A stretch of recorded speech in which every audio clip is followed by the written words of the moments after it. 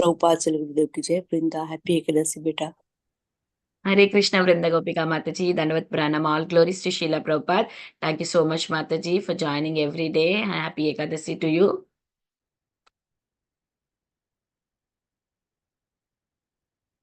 Is there anybody who would like to introduce themselves? Please go ahead. Hare Krishna, Vinita Dandavika Mataji. Please accept my humble obeisances. All glories to Srila Prabhupada and all the assembled devotees. This is Indulekha Karuna Devi Dasi from Lincoln, wishing everyone a very happy Ekadashi. Hare Krishna Indulekha Karuna Mataji, Dandavat Pranam, all glories to Srila Prabhupada. Thank you so much Mataji for joining and giving your recitation, and happy Ekadasi to you and everyone. Hari Bol.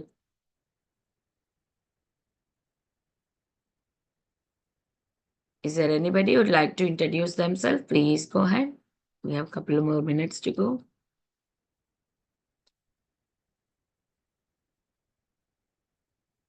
Hare Krishna.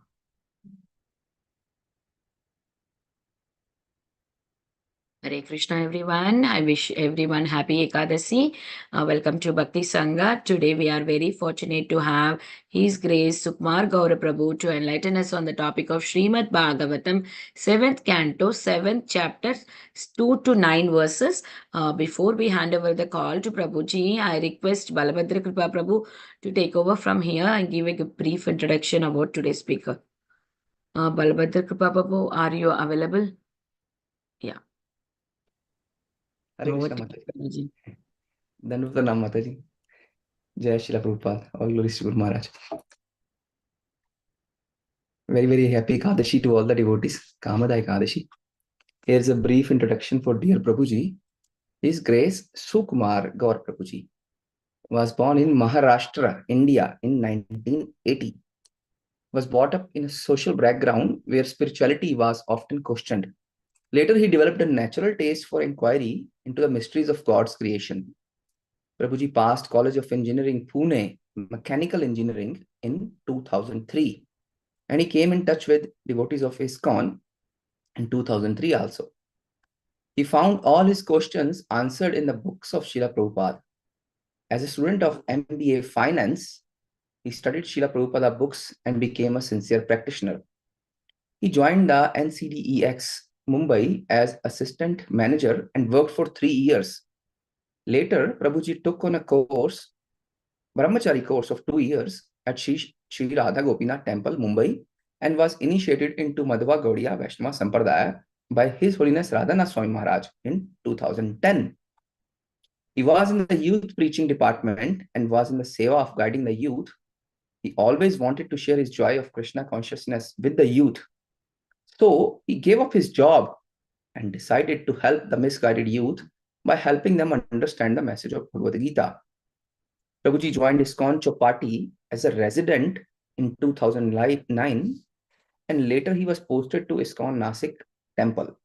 He's serving as a youth counselor in various colleges of Nasik. He conducts seminars on personality development topics in educational and corporate sectors.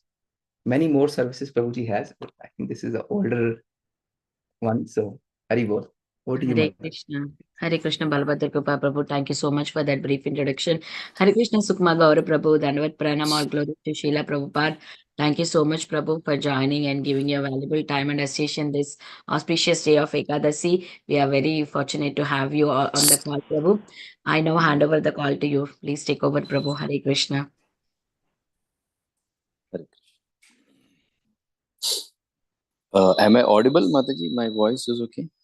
Yes. So we'll start with our regular Mangalacharan prayers and then we'll move to the shloka. Om Ajnanatimmirandasya Jnananjanashalakaya Chakshurunmilitam Yena Tasmai Shri Gurave Namah. Shri Chaitanya Manovishtam Sthapitam Yena Bhutale Swayamrupa Kadambiyam Dadati Swapadantikam. Vandeham Shri Guru Shri Yutapadakambalan Shri Gurun Vaishnavamscha Shri Rupam Sagrajatam Sahagana Raghunatham Vitam Tam Sujivam Sadvaitam Savadhutam Sahitam Krishna Chaitanya Devam Shri Radha Krishna Padan Sahagana Lalita Shri Vishakhan Vitamcha Namao Vishnu Padaya Krishna Krishna Devtale Srimate Bhakti Vedanta Swami Nitanamini नमस्ते सारस्वते देवे गौरवाणी प्रचारिणे निर्विशेष शून्यवादी पाश्चात्य देशतारिणे जय श्री कृष्ण चैतन्य प्रभु नित्यानंद श्री अद्वैत गदाधर श्रीवास भक्तवृंद हरे कृष्ण कृष्ण कृष्ण हरे हरे हरे राम हरे Krishna. So we are reading from Srimad Bhagavatam, Canto 7, Chapter 7, text number 2 till text number 9. So we'll read one shloka and others will take the translation and purport. Shri Prahlad Vacha Pitari Prasthite Tapase Mandarachalam Yodhya Udyama Param Chakru Vibudha Danava Prati. And purport by His Divine Grace, A.C. Bhaktivedanta Swami Srila Prabhupada Ki Jai. Prahlad Maharaj said, when our father Hiranyakashipu went to the Mandara Achala mountain to execute severe austerities, in his absence, by King Indra, made a severe attempt to subdue all the demons in warfare. Text number 3. Prabhuji, can you do the shlokas? Yeah, okay. I can recite if you want. Okay. So I'll recite. Pippaliker ahir iva dishtya loko papena papo abhikshitha bandato vasavadaya. Alas, as a serpent is eaten by small, so the troublesome Hiranyakashipu, who always inflicted miseries upon all types of people, has now been defeated by the reaction of his own sinful activities. Saying this, the demigods headed by King Indra arranged to fight demons.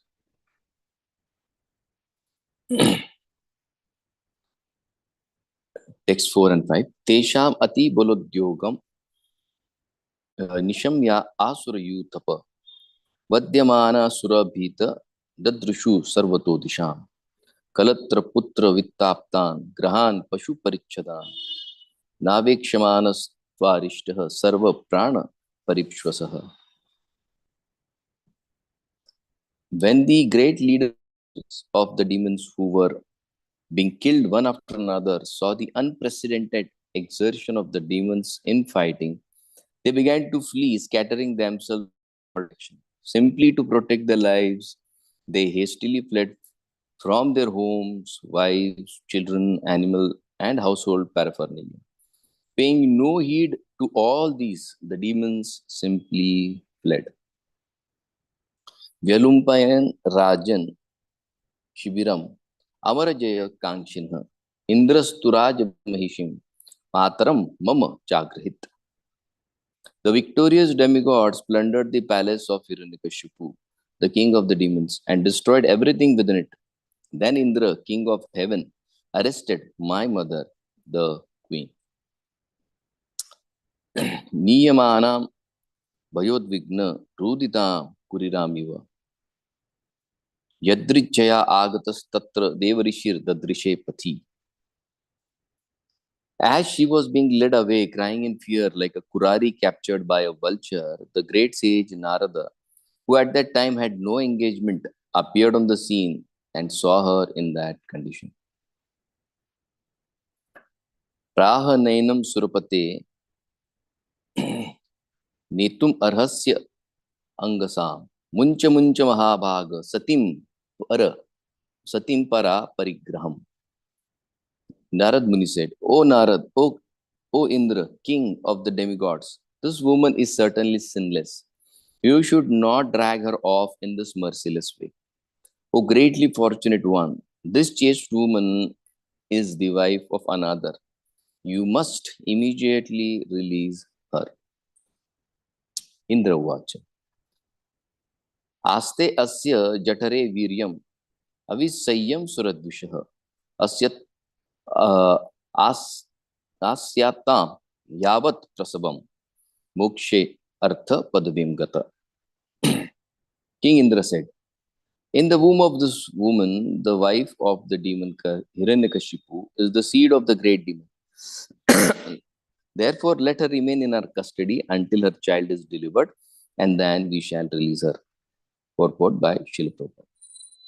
Indra, the king of heaven, decided to arrest Prahlad Maharaj's mother because he thought that another demon, another Hiranyakashipu, was within her womb. The best course he thought was to kill the child when the child was born, and then the woman could be released. Hare Krishna. So we welcome all the devotees for this morning Srimad Bhagavatam class. So kind and grateful to each one of you for allowing me to make a presentation on Srimad Bhagavatam, Canto 7, Chapter 7. So a very beautiful chapter in itself, so many learnings with Srila Prabhupada, each word to word translation. So let's have a look at the background and then we'll come into the in discussing today's shloka. So chapter 7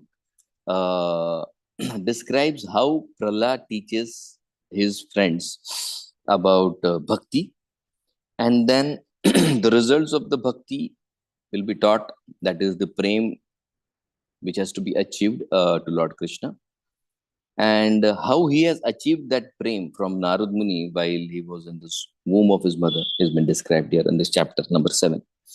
So the first shloka, Narad Muni speaks to Yudhishthira Maharaj. He's saying, Daitya Suto Prishto.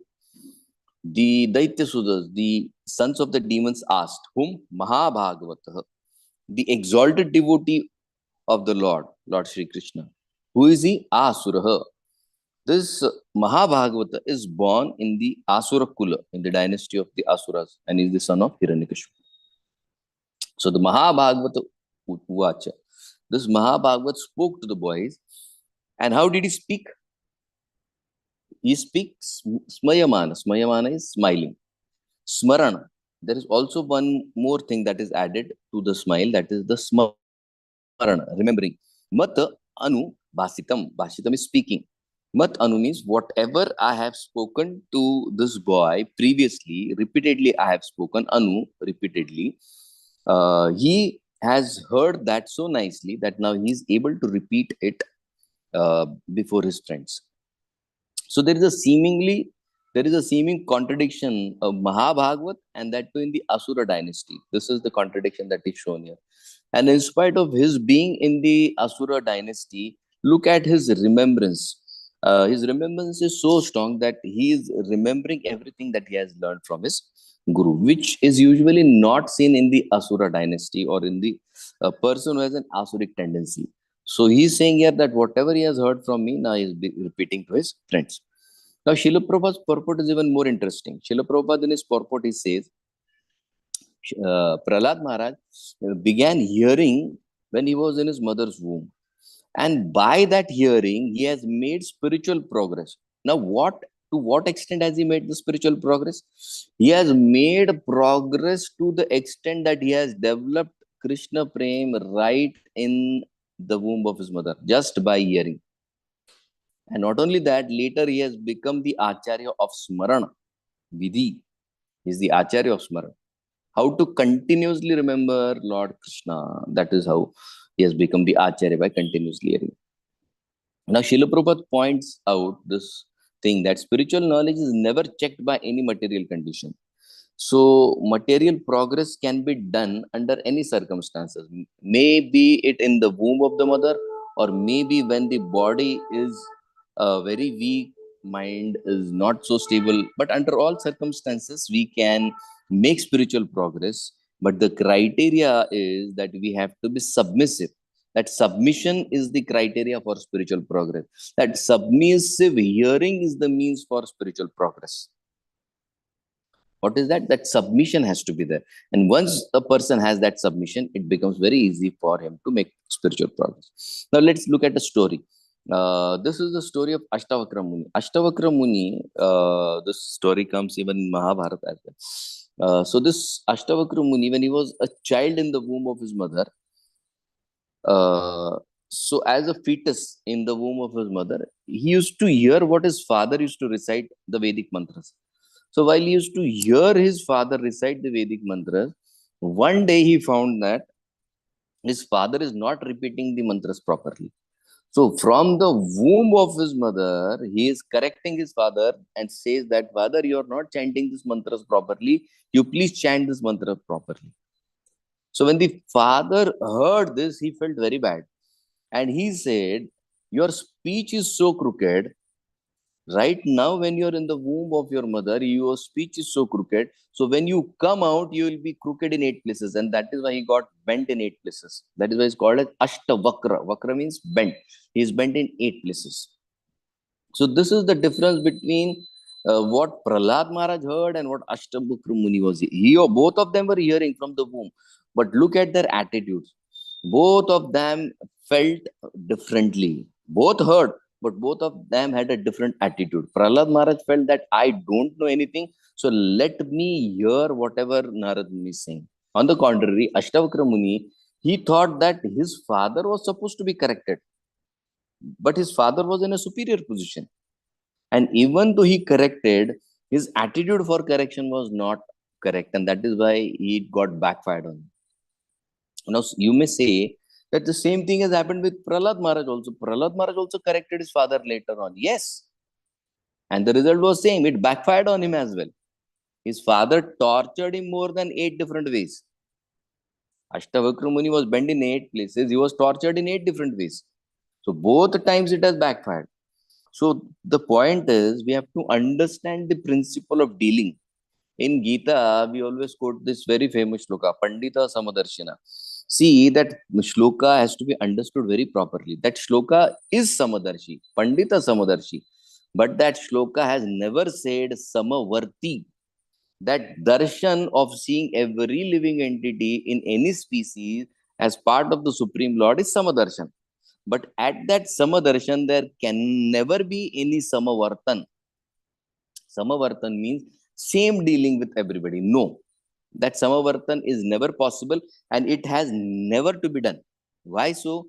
Because it is all about current state of impurity that the person is carrying. And we have to deal with that impurity which his mind is carrying. Just like in Samudra Manthan, poison also came out and nectar also came out. Both came from the same origin. But look at the effect it had. There was a exact opposite result it gave. And that is why to deal with poison, Lord Shiva had to be called. Because that poison could only and only be handled by Lord Shiva. Similarly, to deal with the poisonous mind of Hiranyakashipu, Lord Narasimhadev had to be called personally. And his existence had to be ended. So you may ask, why existence has to be ended? Because at time, handling the person's individual negativity or the impurity in his mind becomes very challenging. To stop the poisonous mind from working and creating havoc, it has to be stopped. How? Only by stopping the body, because mind and body are very closely connected. Mind will always function through the body. There is a need of the instrument which the mind has. And when that instrument is stopped, that is where the mind will take a back seat. So in Srimad Bhagavatam, 3rd canto, 21st chapter and 21st shloka, very beautiful shloka, Prabhupada writes there, the enjoyment propensity in any living entity can only and only be destroyed by the Supreme Lord's mercy. Only He is the one who can destroy the material enjoyment propensity, nobody else. So the Lord has to intervene. Whether you're a devotee or whether you're a non-devotee, that doesn't matter. Because that work, that job profile is only and only given to one person, that is the Supreme Lord and his representatives. Nobody else can do that. Even the representatives work on the strength of the Supreme Lord. So He, the Supreme Lord, becomes the only authority to destroy this enjoyment propensity or the negativity that the Jiva carries in his mind.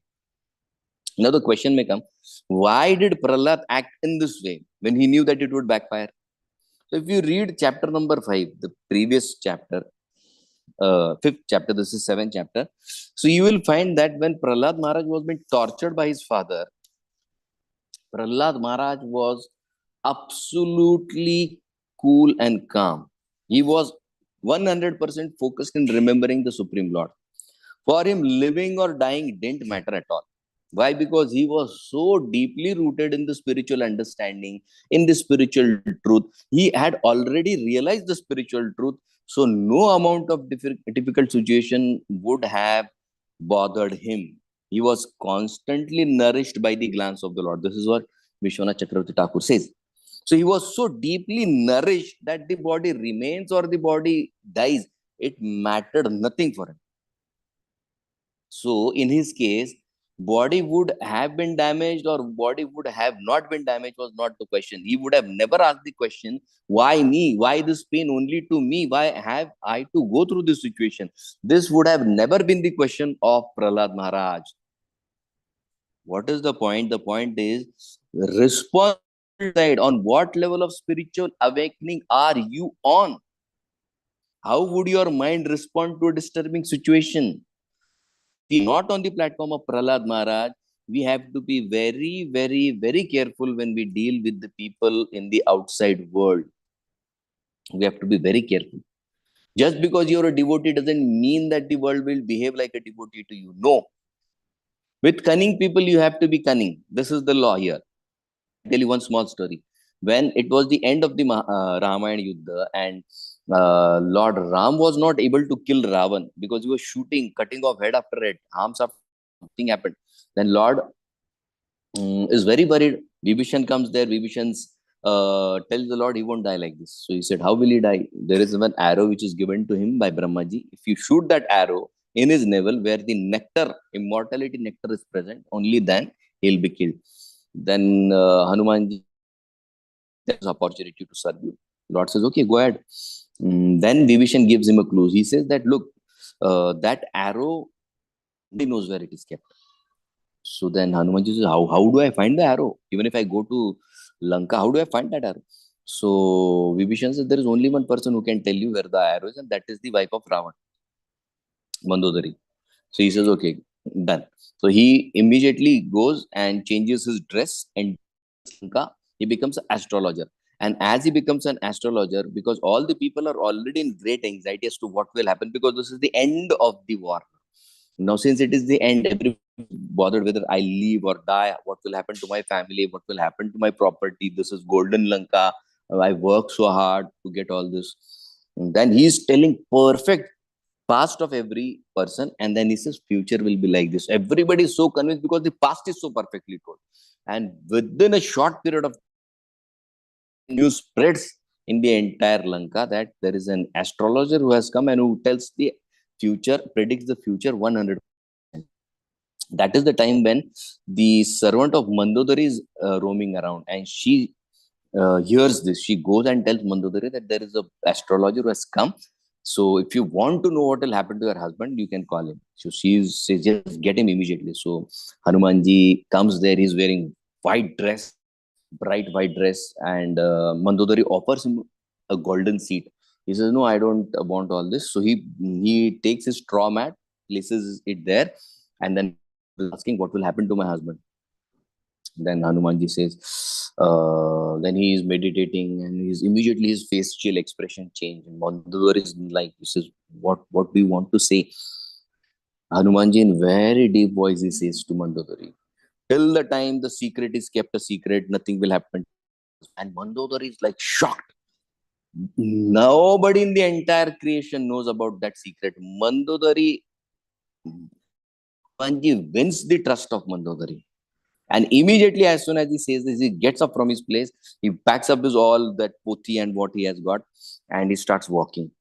And this catches the attention of Mandodari because she wants to know what has to be done. And then Hanumanji goes ahead and turns back. And as he turns back, he says, look, Vibhishan is with Shri Ram. Maybe he may know where you have kept the arrow. Means the secret, he says, you may know the secret. And that catches the attention of Mandodari so high that she becomes so anxious that in that anxiety, she speaks out the truth. He says, oh, yes, maybe I should change the place where the arrow is kept. And Hanumanji asks, where is the arrow? She says, here in this pillar. He breaks the pillar, takes the arrow and runs out. In the next moment, the arrow is in the hands of Ram. So Valmiki is saying that, see, you can't be good to all people. You can't be good. You have to be Samadarshi. But Samavarti you can't do with all people. And that is what Hanumanji has shown. He cheated Mandodari in one sense. Absolute cheating. He is disguised. He gets the truth, gets the arrows, run away. And Ravan is killed. Next moment, Ravan is killed. Dealing part has to be understood very clearly. Now the point is, what is the secret of Prahlad Maharaj's steadiness of mind? I mean, he's thrown in so many different places, in the fire pit, in the snakes, below the elephants, fire, everything, poison thrown up from the mountain. How is he so steady in mind? And what is the cause of his liberated state? He's a Jivan Mukta. In one sense, he's absolute Jivan Mukta. Living, but he is Mukta. To understand this, there is one beautiful shloka which comes in 3rd canto, 27th chapter, 21st shloka. Okay, this is Kapil Muni instructing his mother. Shri Bhagavan Vacha. Animitta nimittena swadharmena amalatmana tivraya mai bhaktyacha shruta sambrita chiram. So Kapil Muni is saying to his mother, Animitta nimittena, without desiring anything from that activity. You shouldn't be attached to the fruits of your action. So you have to execute your daily duties with a pure mind. Tivraya mai bhaktya, and you have to perform my bhakti seriously, very seriously. Bhaktya, my devotion. Shruta samritya chiram is saying, and you have to hear about me from me or either from my bona fide devotees. So without desiring the action of fruits of your action, execute your duties with pure mind. Pure mind, because with pure mind there is no attraction to matter. And why without fruit results of the action? Because there will be no future reaction to what work has been done. Why serious? Because there has to be a focused attempt. Focused attempt in what? Shruta sambhritya chiram. Hearing about me for a long time. Hearing from me or hearing about me for a long time. That is what exactly happened in the case of Prahlad Maharaj. He has heard it for such a long time that hearing has burned out all his past reactions. So those who have this doubt that if this Bhagavatam class daily, will my past reactions be burned down? 100% it has to be burned down, and the example is Prahlad Maharaj. His previous all reactions were burned down. Second thing, no new work created because there is no work that is to be done, and he's there just sitting and hearing in the womb of his mother. Third thing, about the reality of this material world made him lose attraction to the material world. And fourth thing, he heard about Lord Krishna for a long time that he became so serious that hearing became his sadhana. To what extent? Just by hearing, he developed Krishna prema in the womb of his mother. That is why speaking truth to Prahlad, to his father, Hiranyakashipu, didn't matter for him. Because what would he do? He would kill him. He knew that. But he also knew that I am not this body, I am a soul. And my duty is to love Krishna, and which he had already acquired. That love for Krishna was already there. That is why the constant flow of remembrance was easily possible for him at all periods, at all times. So hearing does work. This is what is shown here. Okay. Now, today's section from shloka number 2 to shloka number 9. Now, let's look at what's happening in this chapter. In the second shloka, Prahlad Maharaj is telling what has happened in the entire story with his mother. So Pitari, he's not saying my father, he's saying our father. Why? Because he's the king, and king is the father of the Praja. So he said Pitari means our father. He left for Mandarachal to execute severe austerities.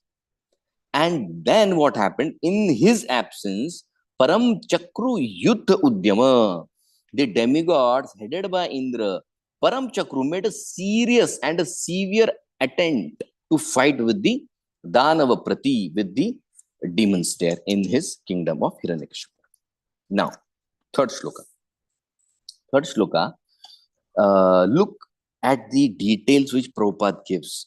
Prabhupada has not given a translation, but the word to word is so powerful that everything is there in the word to word translation. Drishtya, Prabhupada writes it, thanks heaven. I mean, this is not usually used here in Vedic text, but Prabhupada is using the Western language here. So Prabhupada writes Drishtya. Drishtya means thanks heaven. Means it's good that this has happened. Now what has happened? Now Indra is giving analogy. He is telling to his followers. What is he saying? Pippaliker ahir iva. However great a ahi snake, and pippali is ant. Now externally, if you see, an ant is very small, very very small. Ahi snake is great, huge in size as compared to the ant. But if all ants come together and if they attack an snake, it is bound that the snake will die. And this is exactly what Indra is saying here in this analogy. He is saying that serpent called Hiranyakashipu, however powerful he may be, but the ants, who are these ants? The sinful reactions, the pain that he has given to the other people have now come back in the form of these ants and are now biting him to death. And this is a real fact. It does happen. Okay, and we see this in Ramayana as well. Dasharath Maharaj, he kills Shravan Kumar, and he gets curse from his father, his parents, that you will have to die a painful death in separation of your son. He goes through that because see, this world is so designed. It's not a cruel world. It's a very very sensitive place, and in a sensitive place, you are supposed to be very sensitive. And when you become insensitive to the needs of other, the same event is repeated, so that you go through the pain and you realize what pain I have caused to others. Maybe it is knowingly, maybe it is unknowingly. Where did Dasharath Maharaj kill Shravan Kumar's? Where did he kill Shravan Kumar knowingly? No, it was an unknowing act. But that unknowing act did cause pain. It is more of a responsible. It's more of a responsibility that we each one have to take when we deal with each other. Not only each other, the entire 84 lakh species. Wherever we find it, we have to deal it very sensitively. Because that reactions do follow. Just like in Sripad Ramanujacharya's life, there is a story when he completes his tapasya at the Tirumala hills. He comes down, and when he comes down at the bottom of the Tirumala hills, he sees a huge python line, and he sits there and starts crying. So all disciples are shocked. Why is he crying?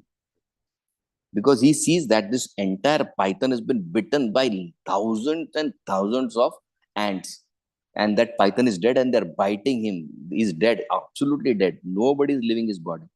Then Ramanujacharya tells his disciples that all these ants are his disciples, and this snake was a guru, fake guru in his past life. And when they realize that we are cheated, that reaction to that guru was so serious that this life he has become a python, and all these ants are his disciples who are biting him and showing off their anger. Why did you cheat us? So reaction will surely follow till we perform that prayaschitta, that atonement. Now note here, Indra had no power to punish Hiranyakashipu directly. So he chose to punish his dependents. And when Hiranyakashipu is not there, and the devatas are being protected by the power of Indra, that is the time when he comes with the devas and fight with the dependents of Hiranyakashipu. Now, fourth and fifth shloka. Now look, this human psychology. This is very, very crucial, important point which each and every one of us has to understand. Now, fourth and fifth shloka, we know that demigods are headed by Indra. Whereas to the Daityas, demons, there is no leader. Look at how the mind works. So the demigods, Shukdev Goswami is writing, Ati Bala Udyogama. They have great strength, they have great vigor, and they are ready to execute the orders given by Indra. Asura Yudhyam. And they are ready to fight with the leaders of the demons. Who else are in the second line after Hiranyakashipu? They are there to fight with them. Now look how the mind works. This is very important point, and most of the time we fail to understand this. How the mind works. I'll tell you one story from Bible, very famous. His Holiness Radhanath Maharaj, most of the time, initially in his old lectures, you'll find this story. Maharaj always narrates this story of David and Goliath. Now we all know David was a shepherd, and Goliath was a huge, tall warrior, and nobody could fight him. And this David was a shepherd, and his brother was in the army. So Goliath, who is the toughest warrior, nobody could fight him. The soldiers started running. And this David, his brother, is a soldier in the other party's army. So he goes and carries a tiffin for his brother. And he says, all people running. And he says, why all soldiers are running? So the soldier says, don't you see this Goliath? He's so huge. Nobody can fight him. That is the time when David says a very beautiful statement. David says, he's too big to miss my shot. Everybody says, you are such a small boy. How will you fight this demon? Then what he does, he takes that, he has certain mechanism. He takes a big rock, puts it on the rubber end and shoots. And it goes and cracks the head of Goliath. And he keeps shooting and Goliath is dead. Now look here, the psychology. Soldiers are running, everybody's scared. And at a point, this David comes into picture. And when David comes into picture, he kills. He has that strength. He kills Goliath.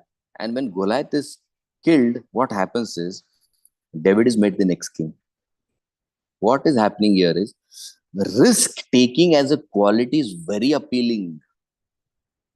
Whoever is able to take that risk and applies to any sphere,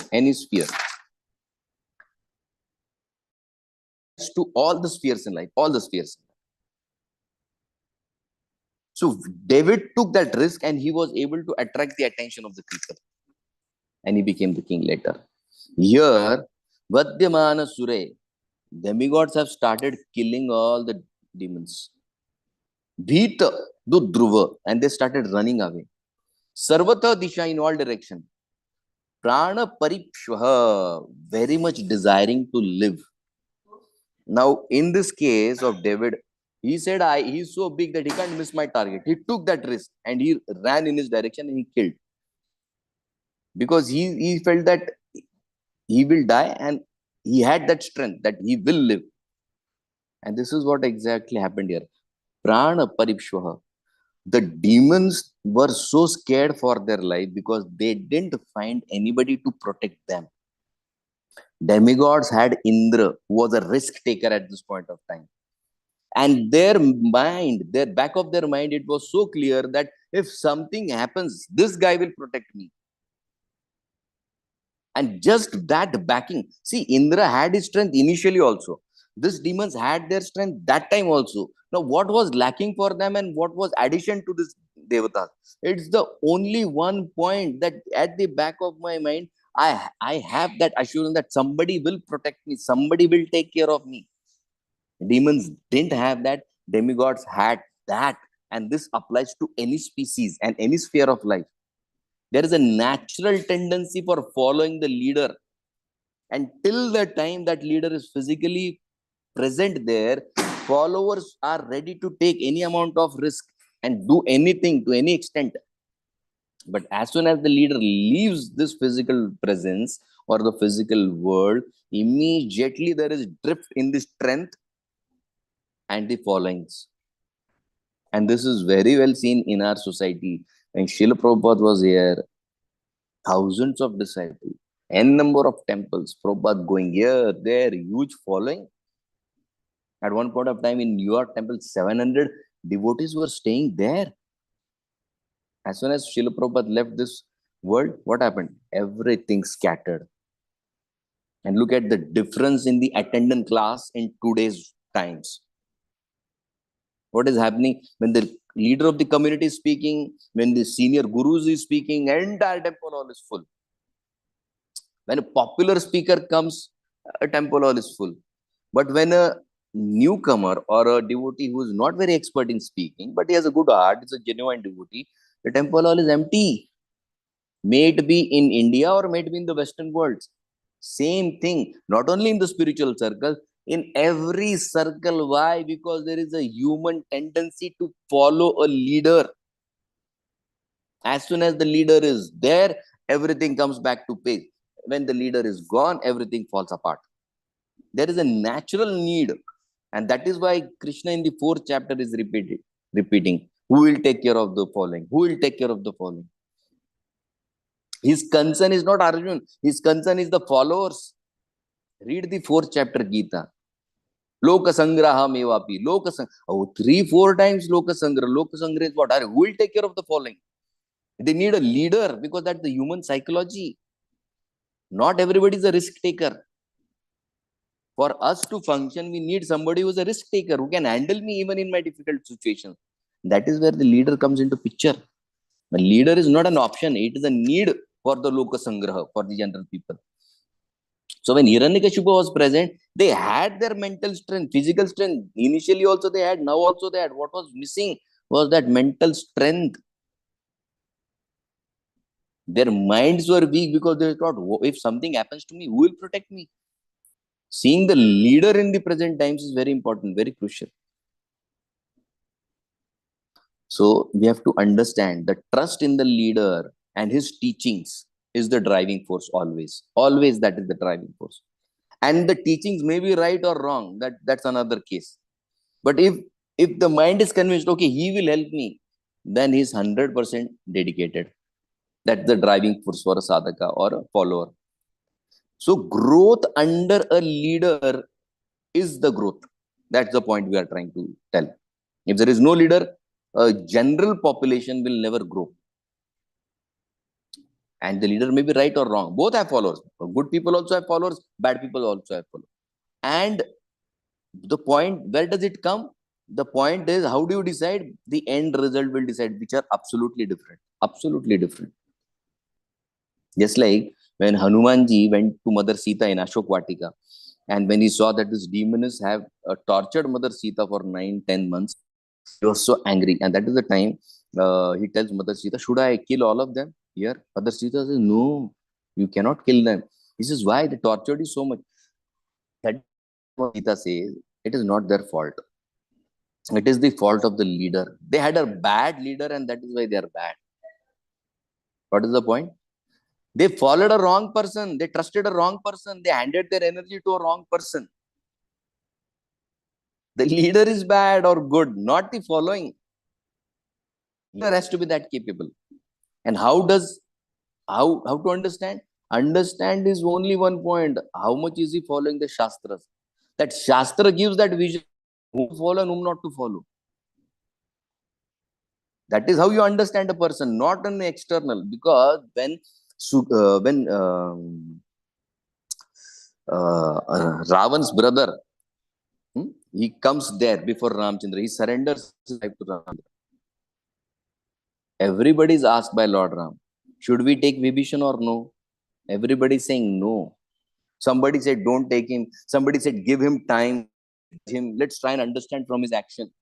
Hanumanji says, a short period of time is never sufficient to understand the entire personality of a person.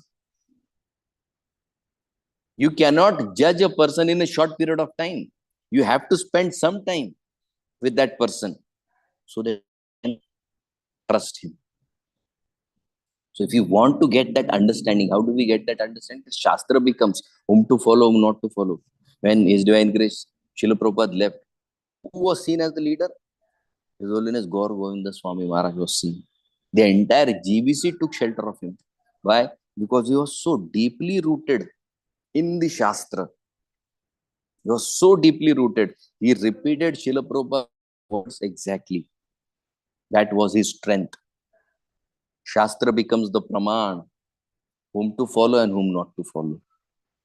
So this is the point, 4th and 5th sloka. Now 6th sloka, till the time Hiranyakashipu was present there, Indra made no attempt to fight with the demons.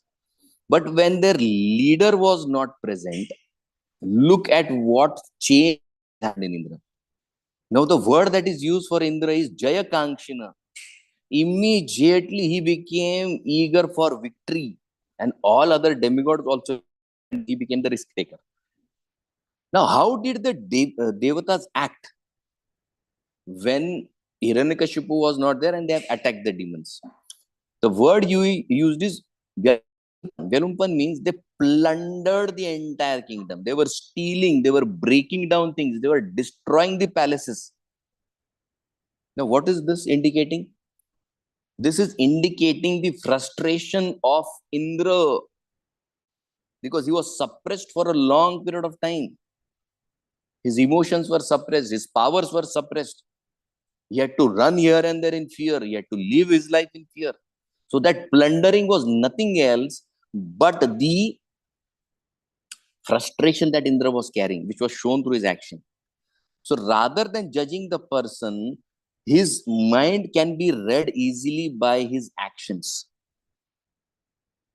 That is a better and easy way. If you are able to understand his actions, then it is an easier way, because there is something that he is holding on and that is reflecting in different ways. So that response of Indra is shown here in the 6th shloka. 7th shloka. Now Indra attacks, plunders his Hiranyakashipu's kingdom. Now the response of the queen is shown. Now, how is the queen shown? Bhaya udvigna. She is absolutely disturbed. She is full of fear. Ruditam. She is crying. Kurarim even an analogy is given, like a kurari bird who is held by an vulture. Now, why is the queen crying? She's a Kshatrani. We have to understand this. She is not an ordinary lady. Okay. She is a queen. A queen is always kept ready for an emergency if she is a Kshatrani. I'm speaking especially of a Kshatrani. Just like you see in Ramayana. See the Vedic text. Kaikeyi was able to ride a chariot, not on the surface. She could fly the chariot. When Dasharath Maharaj attacked Sambarasur, she flew the chariot.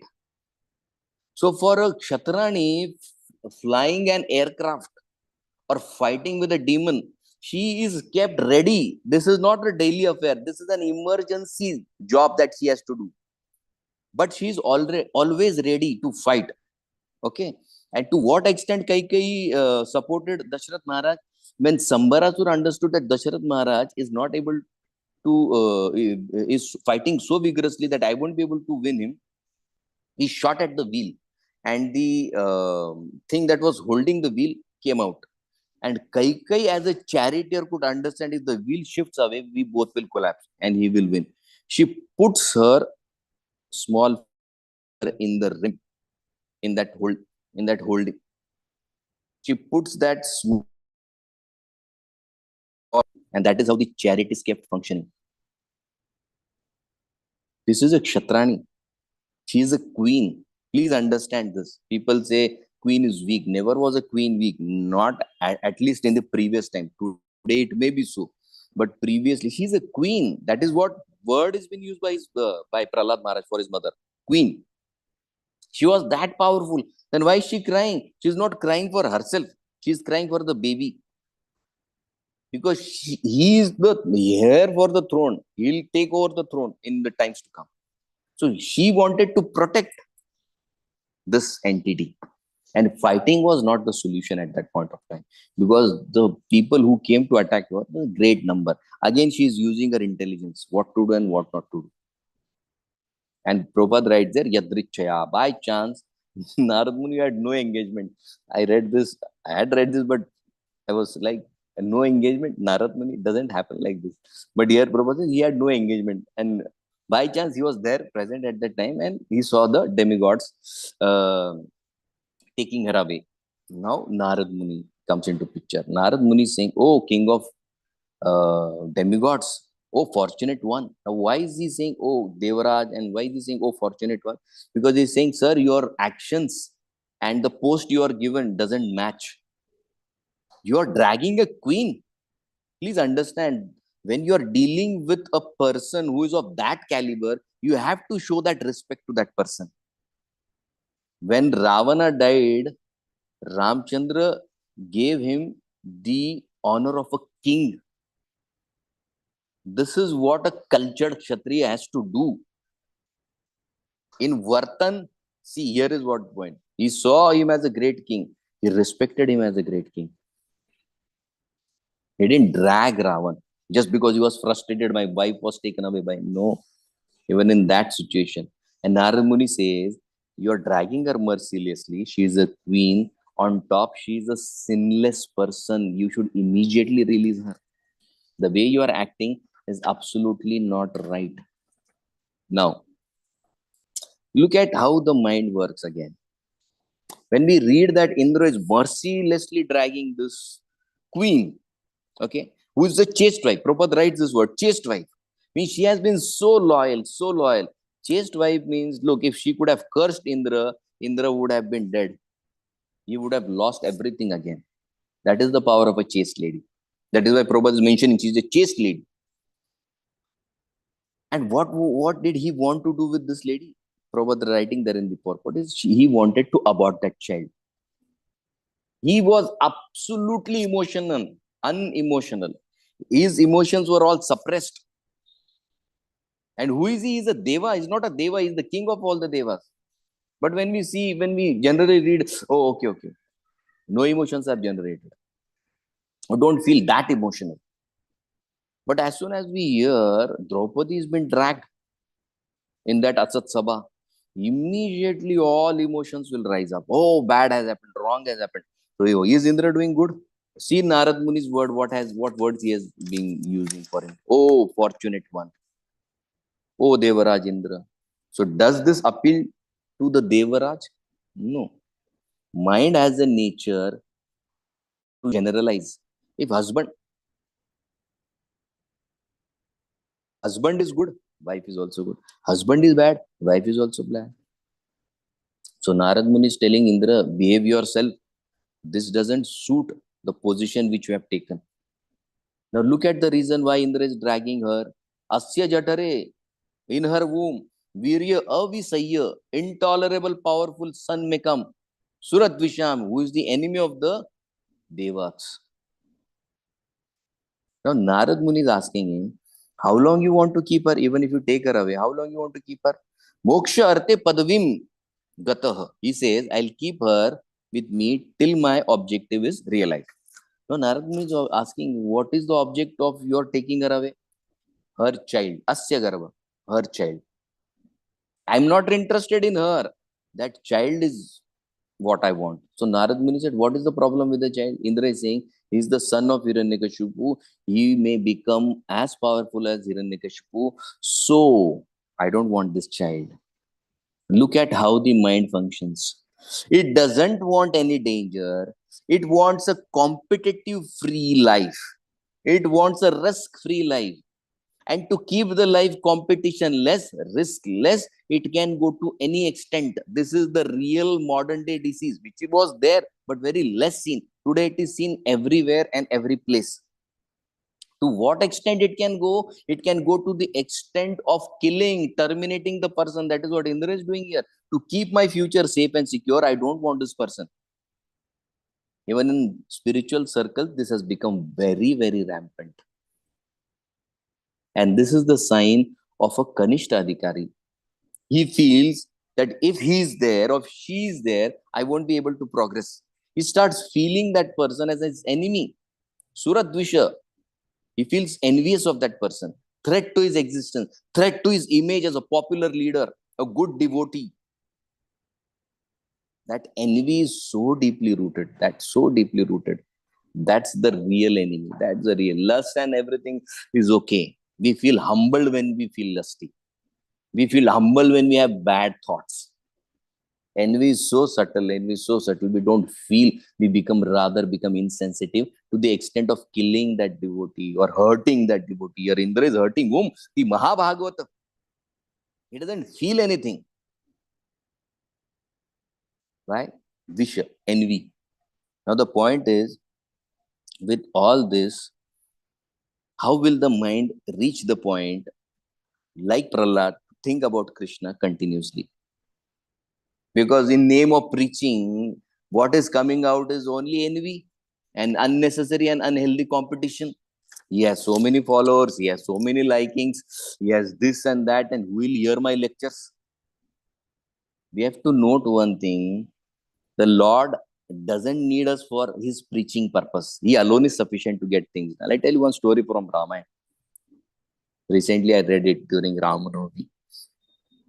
There is this event which takes place. We all know this event. That squirrel comes, she's filling the block which are left empty with all the sand particles. So she's carrying that sand on her body because her body is wet. She rolls in the sand and goes and shakes off there. So Hanumanji is carrying big boulders and she's running here and there. And Hanumanji shouts at the squirrel, get out of my way because I have big boulders, big job, big seva, big task for my Guru Maharaj and mission of Srila Prabhupada. Lord Ramchandra sees this and he calls Hanuman here, come in. And Hanumanji, at this spur of the moment, he understands something has gone wrong and that is why I've been called. So he goes there. Now Hanumanji is asked by Lord Ram, do you know, Hanuman, why are we building this bridge? So Hanumanji says, yes, we have to reach Lanka. Lord Ram says, if I can make you fly from South India to Lanka, I can make every Vanara fly from here to Lanka. I gave you that strength. It is not your strength. Then Hanumanji says, we all have to reach there and kill Ravan. Lord Ram says, I don't need anybody to kill Ravan. I am sitting within his heart as a Paramatma. I can immediately kill him dead. No amount of Amrit can save him. Now Hanumanji is completely humbled. And that is where Ramchandra smiles. And he says to Hanumanji, for a jiva to reach me, the only means is seva. So all this bridge building and all my crying, right from Dandakaranya to here, why is all this going on? So that so many jivas will be engaged in my service. All this is only one purpose, create more and more and more seva, so that n number of living entities can connect me through my service and reach my eternal abode. Now the question is it that only when the jiva serves you, my Lord Ram, will you accept him? Absolute no. The Lord has already accepted the jiva as his own. The Lord has no capacity. He has zero capacity to reject any jiva. He is a failure in this domain. He can't stop loving the jiva. That's his, unfortunately or fortunately, whatever you say, is his nature. Let's take an example. Wali did so many wrong activities, so many. Still Lord Ram came for him. Why? Because Wali was called for service of Sri Ram. All the powers that were given to Wali was for what? So that he could engage in Sri Ram service. That is what he was called from heavens. But he chose to misuse all these powers. So the Lord personally came to show him his mistake. Similarly, we have all been given this opportunity to serve the Lord. And maybe if the Lord wants, some jivas get connected to Lord through service. Now it is up to us what use we do of this opportunity that the Lord has given us. And on the other side, we all know we are full of weaknesses. So doesn't the Lord know that I am weak? Like when Sugriv for 4 months, he was enjoying when he got back the kingdom. And Lord Ram says, he is not coming, go and tell him that I require him for my service here. Lakshmanji goes and Tara comes and meets Lord Lakshman. So there is a dialogue between Tara and Lord Lakshman. So Lord Lakshman is like very angry. He doesn't look at Tara. And there Tara tells him, my dear Lord, you are the supreme Lord. Okay. You are Rama Anuja. You are the younger brother of Lord Ram, the supreme personality of Godhead. And still you cannot control your anger. This is what Tara says to whom? Lakshman. He says, you are the supreme Lord and you cannot tolerate or control your anger. How do you think that this petty living entity called Sugriv can control his lust? And Lakshmanji is shocked. He understands, yes, if the Supreme Lord can, of course, he had a reason for that. But Tara is saying, sir, he's been here in this material world for a long time. Sense enjoyment has become his second nature. Lord knows this. We are attracted and attached to matter. So now what is the working from the Jiva? The Lord wants only one thing. The Jiva should accept me fully as I am. That's what he wants. And that is what Diksha is all about. Complete acceptance of the Lord and the means that he has given for our deliverance from this material world. Prahlad Maharaj, right in the womb, has got Krishna Prem. But his mother didn't get Krishna Prem. Is it written somewhere? His mother got Krishna Prem. But Narad Muni is a good person, is good sadhu. He is taking nice care of me till my husband comes. She was not able to accept Lord Hari. Prahlad Maharaj did accept Lord Hari as it is completely just by hearing from Narad Muni. So has the Jiva accepted? So that acceptance is tested in the orders of Sri Guru. What your Guru Maharaj is telling you, are you doing? Oh, that means you are now learning to accept Krishna. That is where sadhana comes into picture. Accept Shri Krishna means do what he says, what he has told through the parampara, what he desires from us to cooperate in his plans. There are three people. See, there is Sugriva and Angad who untimely went to fight with Ravan. And when they came back, Lord chastised both of them because Lord Ram says, I have a plan, my dear sir.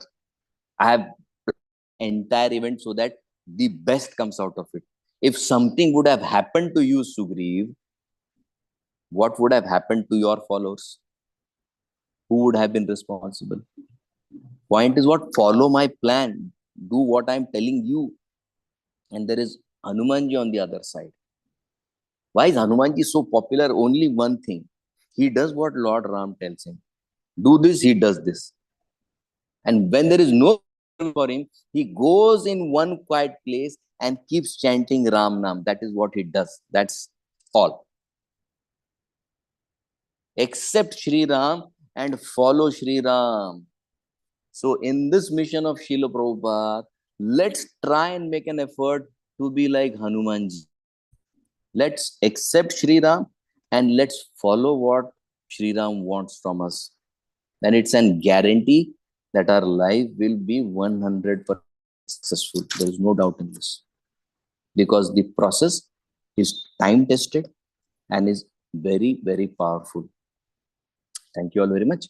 Hare Krishna. Srila Prabhupada ki jai. Granthara Srimad Bhagavatam ki jai. Ananta Koti Vaishnava Vrinda ki jai. Ekadashi Mahamotsav ki jai.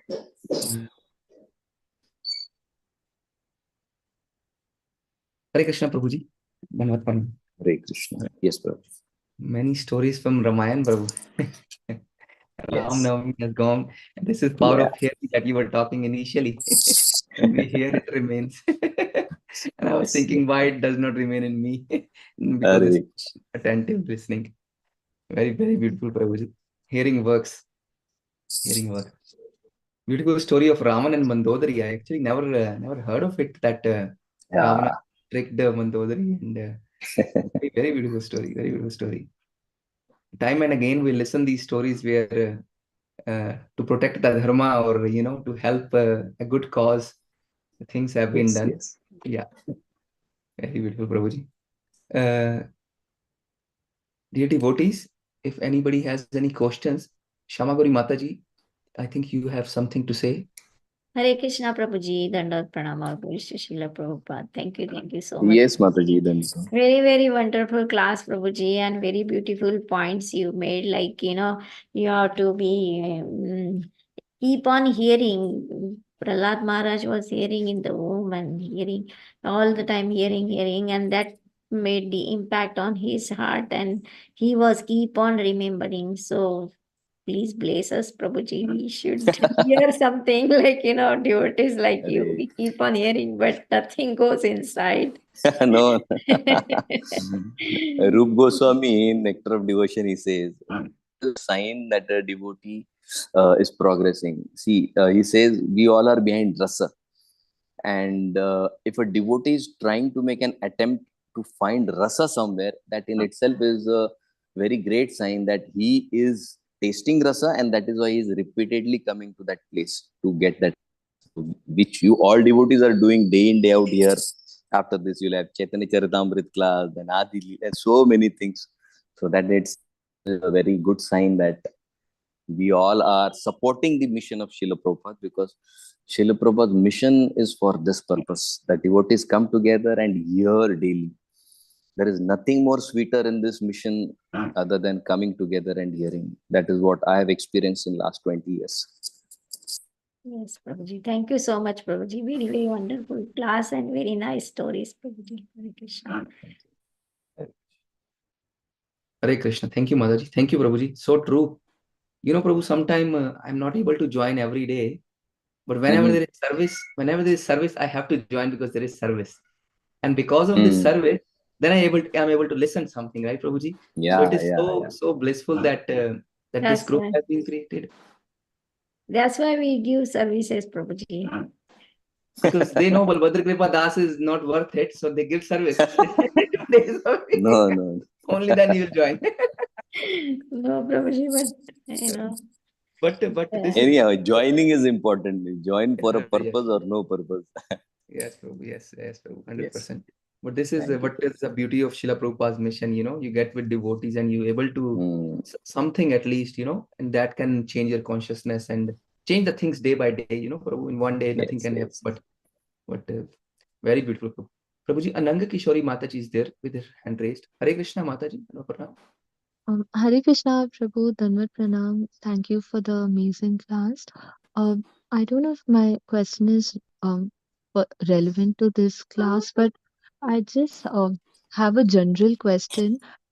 It becomes easy for me to follow the authority if there's some seva. So you know that whatever authorities, you just do what they say, and it's easy. And following the spiritual master also, like, you try your best, but to deal with peers, it's a bit, uh, I mean, there's a subtle kind of, sometimes there is a competitive spirit amongst peers, uh, like who's doing better and who's, trying to please the spiritual master in the best possible way. So then the relationships are not very healthy and thick amongst peers of same age group and same years spent in the moment. So how do we overcome these barriers amongst dealing with our peers? Wow. Very, very crucial and very important question, Mataji, that you have asked. See, competition is a very good sign. Even if you see Radharani and Chandravali, there is a competition, huge competition that is happening there. And if you read this pastime, when Radharani is about to leave her body, this is shown by Rup Goswami. Not actually leaving, because in that intense separation, when everybody in Vrindavan feels that Radharani won't stay any longer, this is the Jagannath Baldev pastime, which is His Divine Grace Gaur Govind Swami Maharaj used to detailed, elaborate, used to always describe this. So Radharani is about to leave her body, and that is the time when all people are coming. Abhimanyu, her, who is shadow of Krishna, who's playing the role of her husband, he also comes there. And everybody is falling at the feet of Radharani and saying that, please keep me engaged in your service, and so many things. And then at the end, Chandravali comes there. And when Chandravali, who is another competitor of Radharani, she falls at the feet of Radharani, and she tells her that, see, I am only there. The entire reason for my existence is so that your relationship and Krishna's relationship becomes more deep, and that nourishes Lord Krishna. So the entire purpose of my existence is only to build up yours and Krishna's relationship. And I'm nothing before your love, and I'll be nothing before what services you have rendered for Lord Krishna. So she is thanking and telling and taking the dust off her feet, Radharani's feet on her head. So the point is, this mood of competition is good, provided we are competing in the mood of servant. And that mood of servant will only and only develop when the equals are coming in one place and hearing. Otherwise, it is not possible. That is why I said what today ISKCON is lacking is only one thing: come together and hear. See, because Rup Goswami in Utsahat Nishayat Dhairyat is saying this point, that Utsaha you will only and only get when you are with youngers. New devotees means Utsaha. You be with them and suddenly you get fire. Oh, I have to do this, also do that. Nishchay. Dhairya will come only when you are with seniors, because they have gone through rough phases and now they have become stable. So that dhairya is with them, and when you associate, you get that dhairya.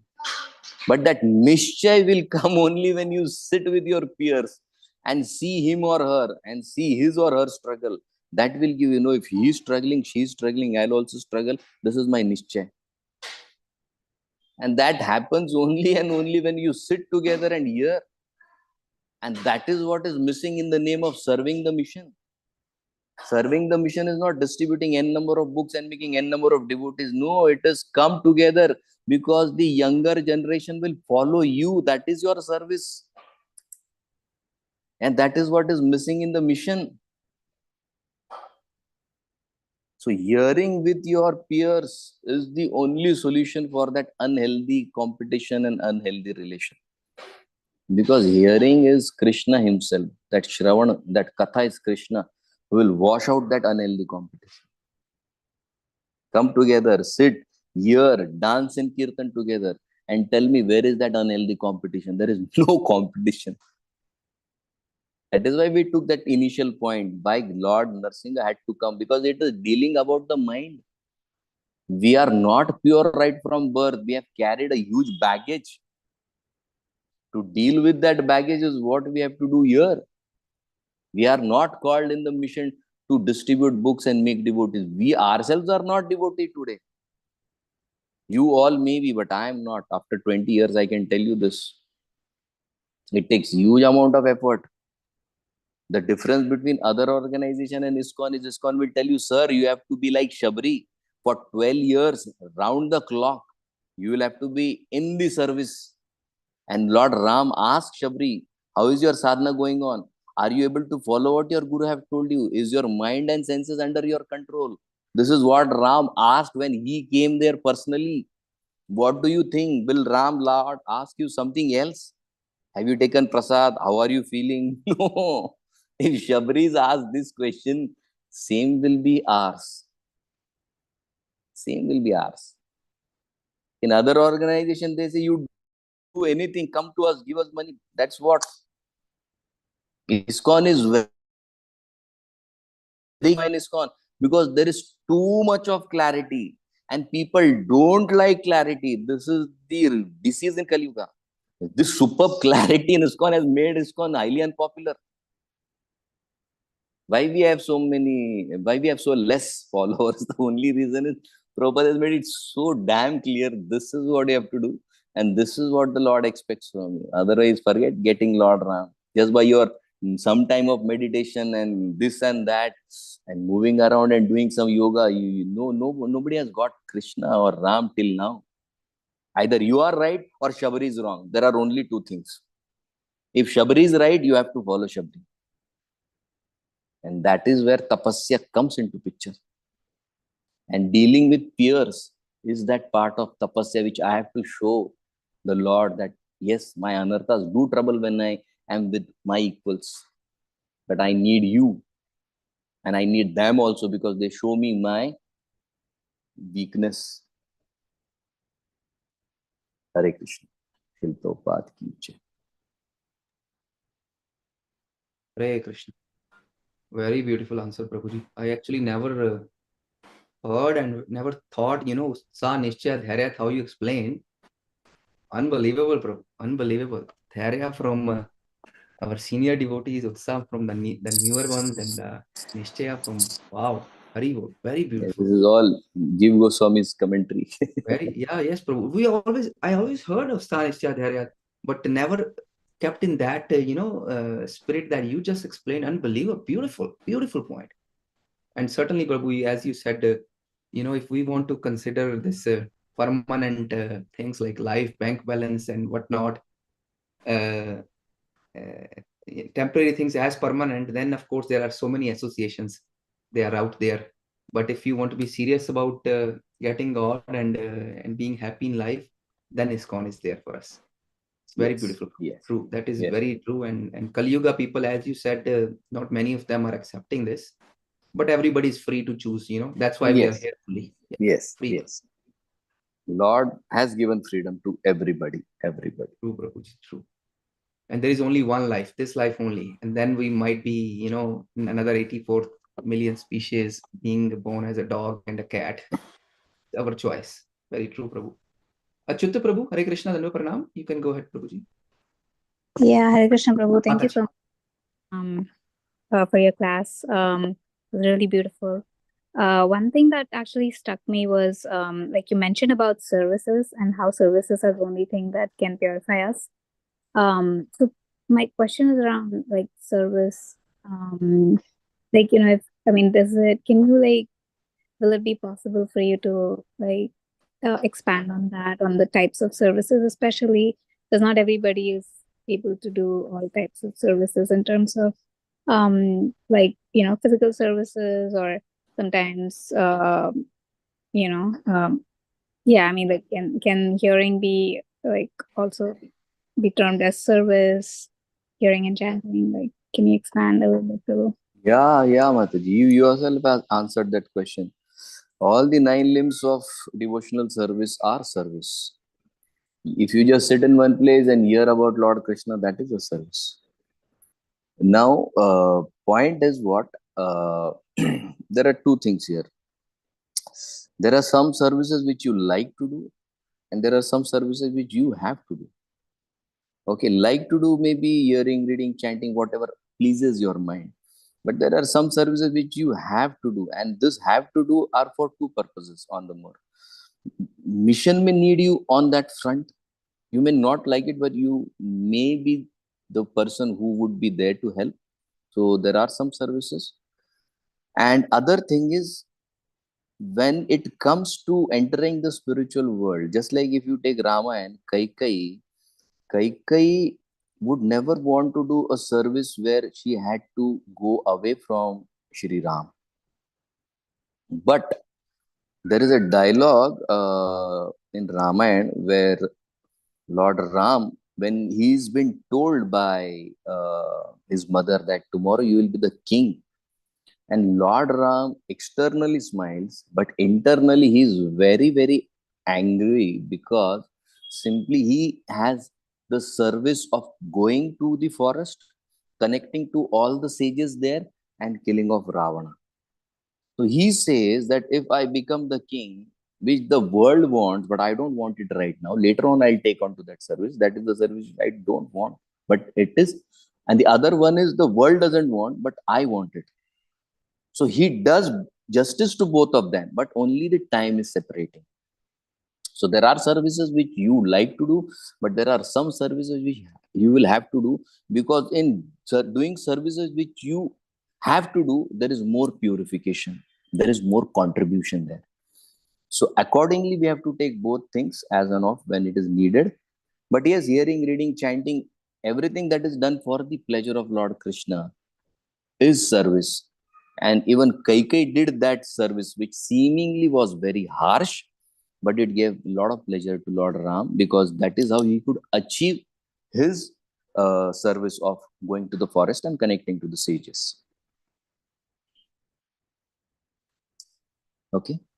Yes, Prabhu, thank you so much. Yeah, that's it makes sense that, you know, the have to do services are more purifying. I was going to ask you, like, can you grade the services in terms of like which is more purifying? But I think that answers it. So yeah, thank you so much. Very, very beautiful answer, Prabhu. Thank you, Mataji, for asking that. Thank you. Prabhuji, there are 2 more hands raised and a question in the chat box too, Prabhu. You have some time, Prabhu? Chat box also? Question? There is one question in the chat. Hare Krishna, Prabhuji. I hear but can't remember anything once the class is over. How to remember and apply the instruction we receive in the classes? Okay. Remembrance. See, Mataji, it's not necessary that we remember everything. When you eat something, do you remember what you ate last night or previous to that? But you got nourished. So in Katha, what forward to is that nourishment aspect. And if you are getting nourished while you are here sitting in the class, then you are successful in your service of hearing. That nourishment is what we should be seeking. Maybe we may remember some points, or maybe we won't remember. Because if you take variety of remembering things, you won't be able to get nourished. And katha means nourishment. If you are getting nourished and understanding of the Siddhanta is getting cleared, then your whole day is successful, even if this class is only half an hour. Okay? So don't stress so much on remembering. Just feel nourished and make sure the Siddhantas are getting clear. Okay? Thank you, Prabhuji. Thank you. Amy Mataji, also go and see our YouTube channel, and then you can re-listen the class. That was on a advertisement note. Prabhuji, Anuradha Mataji is there. Hare Krishna, Prabhuji. Very Dandavat long Prabhu. time, Anuradha Mataji. Hare Krishna. Yes, whatever Prabhu is saying, I'm not listening together. Please accept my humble obeisances, Prabhu. All glories to Srila Prabhupada. Prabhuji, my question when you were saying that, that we have to hear together. So we live in a community where we are serving and things. It is regarding the envy that you were mentioning. My doubt is we don't get to hear all the time for various reasons. And one reason is for me, I was nourished through Bhakti Sangha Japa group. So I have a particular, what do you say, taste for, I look for something in the class, and when I don't see it in the local community, in a local temple, I tend to, so that I'm not offensive to the speaker, I tend to skip the classes. Is my question getting clear, Prabhu? I don't want to blabber and then Can you please repeat? Just Yes, means sir. what's the exact thing which you would like? Yeah, so me to Prabhu, understand? you were saying that the envy wouldn't be there if we would have come together and listened to Krishna Katha. Did I get that correct, Right, Prabhu? right. Yeah, but Right, we right, live in a correct. community. We are like around 60 families staying together in a community. And we do Oh. our yes, Prabhu. This is Radha Kalachandji Wow. established by Srila Prabhupada. Right. Yes, so we live almost next to the temple. So we have our own Wow. services. We do things, and we go on. We move on. I try to like japa is fine, but when it comes to classes, as I said, that from very beginning I was nourished through Bhakti Sangha Japa group, and it's mostly brahmacharis and the seniors, and like so I have a different kind of a, what do you say, taste towards hearing. If I don't want to be offensive towards anybody, but I have a different. I look for something else. But the local temples, it has a variety of speakers. Sometimes they speak about debatable things. Sometimes I do not hear Srila Prabhupada as much through their talk. So I tend to skip those classes, and I don't get to hear with the devotees whom I'm serving with. So I hear by my own. I will hear Srila Prabhupada, I'll hear Bhakti Sangha at my own time. It is more listening is by myself, not with anybody whom I'm serving with. And they're also hearing at their own time. Would still this be, considered to be, what do you say, hearing together? It is still a service and hearing together. Why not? Only thing is, see, when somebody is given a service of speaking from the Vyasasana, so that is the person who we respect always. Okay, what he says or what she says, we always have the lens of Srila Prabhupada books there to find out whether he or she is going on the right track. And if you feel you are not very comfortable there sitting in the temple, see, not all speakers will speak something that is always controversial. There are some speakers who always speak katha, simple katha. Point is, what we have to see in a person, in a speaker, is his realization. Okay. Now that realization you may get in your temple, that's okay. If you don't, you can sit here in Bhakti Sangha and hear. But that hearing has to be there, and it is still considered a service because it is nourishing you. Okay, so if you're coming here regularly, regularity is what Krishna will look in. What Krishna is looking is to the regularity of hearing. See, if you're saying, I don't want to be there in the temple hall and sit and hear, okay, then Krishna will say, what an option are you going to give for regular hearing? Then you tell Krishna, I'll hear on the platform of Bhakti Sangha Japa, but I'll hear it daily. If that is the protocol, it is good. And Krishna would accept that because Krishna is behind the consistency, and consistency is what will give you purification of heart. And this is very deeply highlighted in Shabri's pastime. What attracted was because Lord Ram asked Shabri, I came after 12 years. How did you manage the day? She said, a whole day I was serving. But at the night when I used to sleep, I used to tell my mind, see, if Lord Ram didn't come today, he'll come tomorrow. And that is how I maintained my consistency in waiting for you. So Lord Ram loved what was consistency in Shabri. So if you are consistent on this platform in terms of hearing, well and good, no issues. Thank you God is so still much, Prabhu. pleased with you. Prabhu, Yes. follow up on envy. As we know, envy is very subtle. We don't even know we have it or not. That's what I look at it. So is there anything, apart from hearing, is there something that we work on us so that, as I said, if I don't know if I'm envious of another devotee or not, until such a situation triggers, how do we work towards it? So your question is how to work on envy, right? Yeah, you kind of replied that if we hear it together, that you answered on that. I said envy is subtle, Prabhu, right? We don't know whether, I don't know at least whether I have envy or not. No, On a surface, we all have envy. We all have envy. Bhagavatam starts with non-envious people. Bhagavatam is meant for those who want to be non-envious. It will be relished when you are non-envious. Okay. So by default, our setting is we are envious. It may or may not be reflected all the while, but sometimes Krishna will give you such a strong hint to make you understand that, sir or madam, you are envious, and you'll have to work on these lines. And that will come up. Only thing is whether we are aware or whether we are ready to accept that. That I am. Initially, when I joined, I also felt that I am non-envious. It took me 10 years to understand that I have a serious problem of envy. And that came front only when I started working with my peers. Because in peer, junior always falling at your feet. Seniors are always giving you blessings. Who will tell you, sir, you're right or wrong? It is the peers who do it. It is the people who have joined with you this moment. So that is why 25% of the time with juniors, 25% of the time with seniors, and 50% with equals. That is what Prahlad Maharaj, Dhruva Maharaj has been given. Sorry, Prahlad Maharaj will be told in later chapters. That is where the friction happens. So, Prabhu, Yes, ego and what? Yeah, and envy looks closer to, I don't know. I'm making it a very ego hazy goes at the foundation. We are here because of that false ego, and spiritual life is nothing but turning false ego into real ego. Krishna Bhakti will transform your false ego into real ego of a Krishna Bhakta or a servant of Lord Krishna, who is the lover of Lord Krishna. So this process will convert that ego.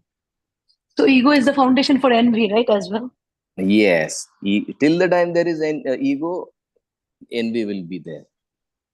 Okay. Okay, Prabhu. Thank you so much. Thank you so much for your time, Prabhu. Hare Krishna. Thank you, Mataji. Thank you. You listen too much, I know that. But you have beautiful questions that help all of us. Thank you. Prabhuji, sorry, but there are so many hands raised still, Prabhuji. If you, I hope you have my class was understood or misunderstood. So many questions. No, Prabhu, it was beautifully understood. It was beautifully understood. Prabhuji, Yes, only Prabhu. two hand raise. We can quickly take them. Yes, you can take Vasundhara it. Mataji, Hari Bol. Hare Krishna, Balabhadra Prabhu, thanks for giving me the opportunity. Hare Krishna, Prabhuji, Dandvat pranams to you. Thank you so much. It was so insightful. Of course, my questions not directly related to the class. Generic question, especially when sadhakas work together, right? Or when we meet each other. So that kind of a question. I have two questions. If you permit me, I will present my questions, Prabhuji. Yes, Mataji. This is my personal experience and very, very personal.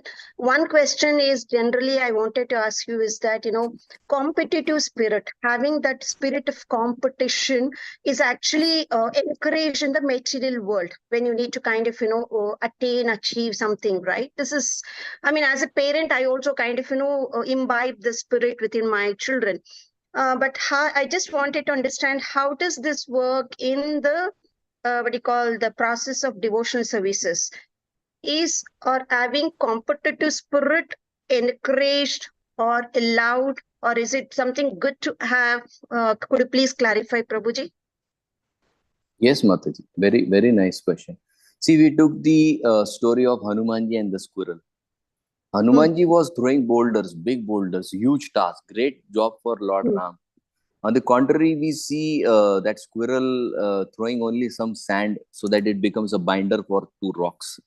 Okay, point is we have to attain, we have to achieve for the Lord, but the underlying principle is at the same time we have to respect other devotees and their contribution. If we miss out on that, then it becomes a disservice to the Lord, because Lord's purpose is to get all the jivas to serve him. The service may be small or the service may be great.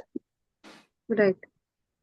But my question that- was like, not dissatisfying the other devotees, Prabhuji, like, having that spirit within, like, hey, I want to do better chanting, I want to do better kirtaniya, right? I mean, something in that aspect, I compare myself to some other devotee or doing extremely well, and I kind of a competition gets into me, hey, why should I shouldn't be able to do that? Can I also get into that, right? I try to do more, like, put more efforts, more practice, just because I felt kind of attracted to the way the other devotees are doing, right? And I want to be like that because I know that, Krishna likes something like, you do best, you give in your best, right? I mean, of course, I keep that as a base mark or a benchmark, not to compete with that particular devotee, but I want to do much more better than him, her, so that I'm able to get closer to Krishna. I mean, you understood where I'm coming from, Prabhuji. So that's what specifically my question. So is it something a kind of a good trait to have, good trait to be kind of practiced? A very straight question, Prabhuji. So should we not have that kind of a spirit in terms of comparing myself to other devotee in terms of the services and trying to kind of do better, be better, right? Yes. Now let's have a litmus test for your doing better. Okay. Gita 7th chapter, Krishna speaks this balam balvatam chaham kama rag vivarjitam, not varjitam. This is vishishta varjan. Okay, right. Kama rag. Raga is attachment. Right. Okay, and Kama is that possessiveness. You have to check whether your mind is showing these two traits. Now you may say my mind is not showing these two traits because I'm doing it for service of Krishna. Okay. Another test is balam balvatam chaham. How do you understand whether what you are doing is pleasing to Krishna? After your kirtan service, if you are feeling happy internally without any devotee coming to you and telling you, Mataji, you sang so nicely, whether are you feeling nourished internally, because that Bala, Krishna says that Bala is me and I give it to a devotee only when I am pleased. So that becomes your litmus test. Okay, great. Excellent. Thank you so much. That was beautiful. And of course, yes, I need to do a kind of introspection. Thank you so much, Prabhuji gave the right answer. The second one, it is both a clarity and a confusion I have. This is again in the very similar kind of a format. I don't know. Two of the devotees I always meet, I feel a kind of a resentment. I experience that kind of a negative emotional reaction, kind of, to being not liked or being mistreated. I mean, not exactly mistreated, but somehow that not kind of a liking being exhibited or experienced. But I know for sure, definitely they're too good, because I know I'm full of anarthas. There are like, elder devotees, senior devotees, but somehow only with these two devotees, whenever I meet, I feel that kind of, I experience that kind of resentment, Prabhuji. I want to kind of, definitely not to be judgmental and get into my thoughts, because I'm scared it might become an offense or something like that. How do you suggest that I can get over this kind of feeling of resentment, the thought of resentment? I'm sorry, this might be kind of too personal when I'm explaining to you, but I wanted to kind of come out of this, because end of the day, we meet in the temple. I don't want to get into a kind of a state of mind, I start praying that, I don't want to kind of even meet them, I don't want to get to that kind of a state of mind. So could you please help me overcome this thought of resentment? But they are good. That part of it is very, very clear. But it's my judgmental trait or something. Please help me. How do I get over this thought of resentment? See, resentment that will always be there, Mataji. See, why? Simply because we have to understand whoever comes in your life is part of your karmic baggage. Okay. His very presence in your life is nothing but you have some karma of past life which you are not aware right now, devotee or non-devotee, whoever the person is. You have something to do with him. That is why he is there. First thing you have to make very clear. Okay. Second thing you have to understand, when there is a feeling of displeasure in the presence of that devotee, is also indicative of some previous hurt that you may have gone through because of that devotee, which may have come knowingly or unknowingly in a circumstance. That displeasure or that hurt, till the time your mind, not you, your mind is holding, till that time you will feel that resentment or that displeasure in the company of that devotee. Okay. So these two things you have to understand, and if you work on that, finding out what has created that displeasure in the association of the devotee, you will have to work on the root. There is one simple trick for this. See, there are two things. One is an emotion, and there is a need. When the need is not fulfilled, only and only you will experience the emotion. Sure. Right. Yeah. So you have to find out if a certain time of emotion is being arising in the presence of a certain devotee, what is your need that is not met? You hit the Once nail, you find Prabhuji. Yes. Yeah. Okay.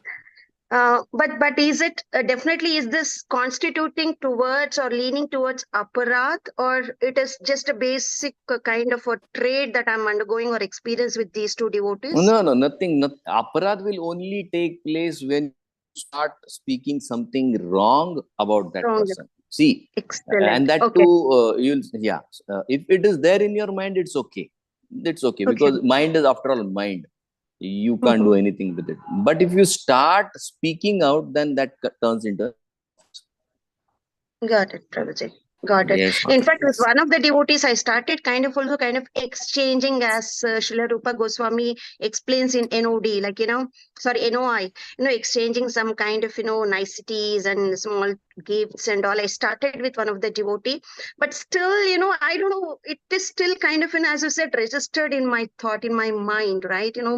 As you said, yes, there is that kind of somewhere that hurt feeling, or could be the need. I think more on the second one is what I felt. I'll definitely work on the root cause of it and try to overcome that. Thanks again so much, and please excuse me if you felt my questions kind of irrelevant to the group here. All the Vaishnavas, please excuse me. I know this is too personal question I asked, Prabhuji. Dandat pranams to you. Nothing. Thank you that you felt that this assembly can understand you. See, it's your greatness where you felt that I won't be judged. So you should be so happy that you are in association of such beautiful souls who are not judging you. Absolutely. And this is one platform I can kind of, confess, get the clarity, right? And it becomes very, very clear, because complete like-minded Vaishnavas in the call here. So thanks again, Prabhuji. Dandavat pranams to you. Hare Krishna.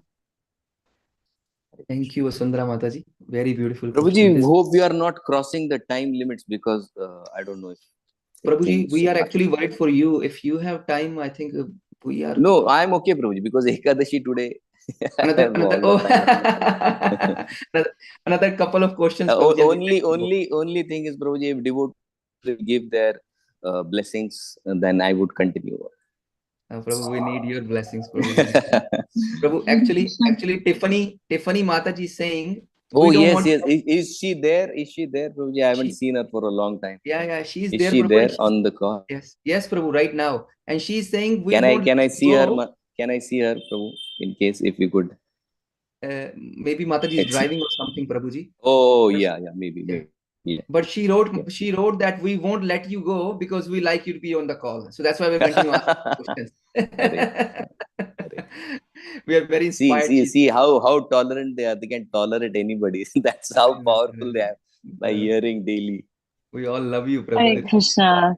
Hare Krishna, Prabhuji. I'm just so Yes, grateful Mataji, for your Pranam. association this Please. Please morning. accept my humble Th- obeisances. Yes, yes. This Nice to hear class, your voice after a long Dandava time, Pranam to Mataji. you, Prabhuji. It's so good to hear yours too. And I'm so grateful for your class this morning. It's so timely in my life. Everything you've said Hare today, I Krishna, needed to Hare. hear desperately.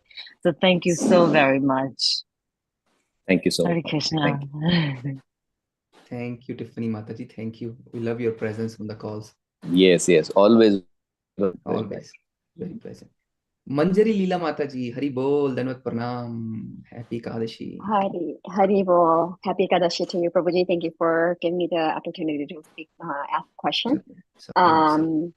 Hare Krishna, Sukumar Prabhuji, please accept my humble obeisances. Gaur Shishra Prabhupada and Shri Guru and Shri Gauranga.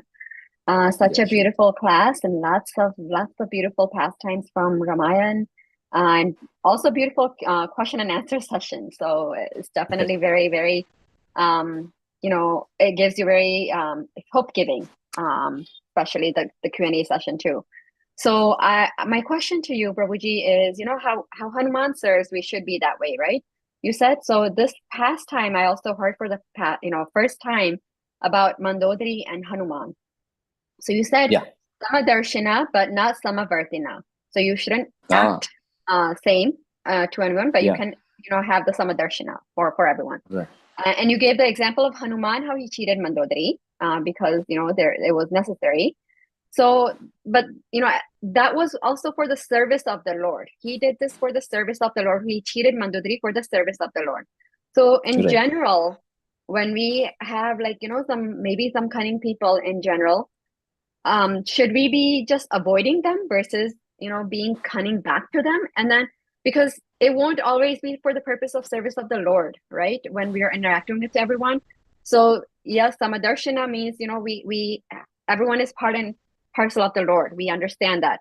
But instead of, being cunning back to the person who's cunning, it also can be our interpretation or perception due to whatever ego or envy. So true. What is the way that we should interact with such people in those instances? Because the Lord, Hanuman is like a great devotee of the Lord. We are not at that point yet. So how should we deal with these kinds of things? And what is the proper way to interact? Yeah. It is very true, Mataji. The point which you made, most of the time, it's our misinterpretation of the people. And if we could correct that, things will be very easy. But if we let's consider the case if the person is really cunning. Okay, really cunning. Now, how do you understand if he's a real cunning person?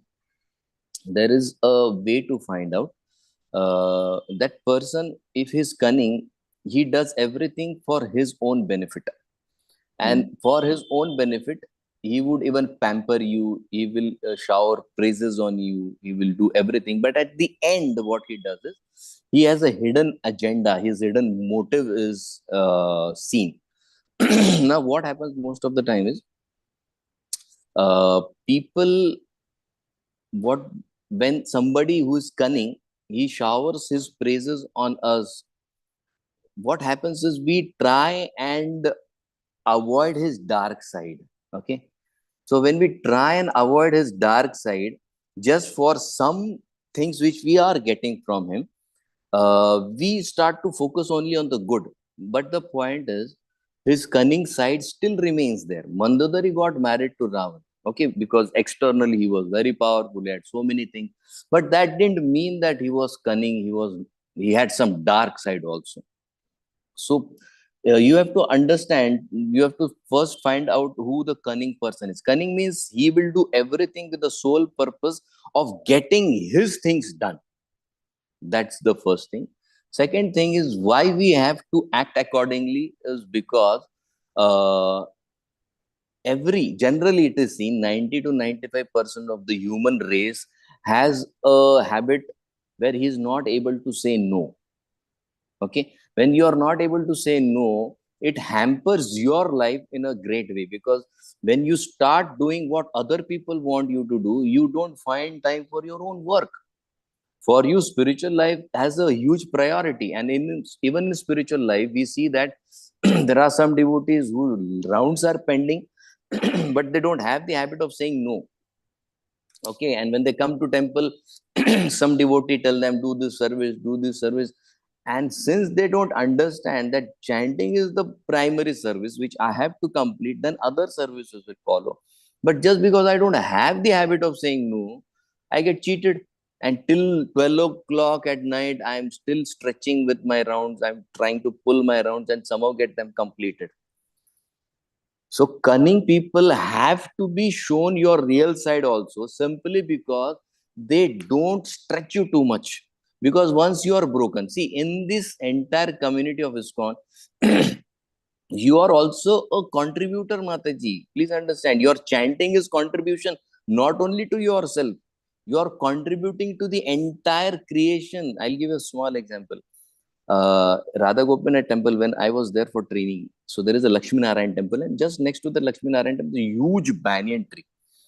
And for years after the service of Lord Lakshmi Narayan, what they used to do is they had this clove water, and you feed the Lord for mouth cleansing. So what the pujari used to do after the cleansing, he used to put there, where? At the root of the tree, thinking that nothing happens. After 10 years, the entire tree became so weak from within that one day, just 1 minute, it collapsed entirely. If that clove water, daily little contribution can make the entire tree collapse, why can't your daily chanting of 16 rounds nourish the entire creation? It does. Your service is contributing. And for you to stay healthy, to chant those 16 rounds, you need to have people who won't cheat you. Otherwise, your thought process will be with them. So at times it becomes necessary for us to show, be stern and be strict, that I am like this, I have to be like this, and if you want me, I will be like this. If you don't want me, it's your choice, but if you want me, I am this way. So being straightforward to cunning people at times is also crucial and helpful for our spiritual life, so that they don't transgress our boundaries of spiritual life. Yeah, that's understandable. So how do I understand in my mind about, we see the peace formula from Bhagavad Gita that, Krishna, nothing, the main part, nothing happens without the sanction of Krishna. And he is our best friend, and he's the supreme proprietor and controller. So when we understand this is our peace formula. So when everything is happening to us, or everyone in our life is there, even if they could be this cunning people, if we start understanding this is a sanction of the Lord, and it could be, washing my past karmas or something, whatever it could be. So I take it as this way, and I just continue in that spirit. Is that incorrect way to do it, or should I actually be, I don't know when to be like that, stern Perfect. See, Okay. Initially we started with the point that Prahlad Maharaj directly spoke to his father. Okay, and it backfired very seriously, to the point where he tried his own son to be murdered. And Prahlad Maharaj was absolutely okay with it. Absolutely okay. He never once asked Krishna, why me? Okay, we took this point. So now, as per your peace formula, you feel that these people are the reaction of your past karma and you want to go through it. It's okay. It's your choice. But at the end of the day, if you're feeling bad about it, then it's better for you to be very shrewd and clever in dealing with this kind of people. If you're not on the platform of Prahlad Maharaj, don't do so. Be as they are. Whatever language they understand, make them understand that this is you and you will not change.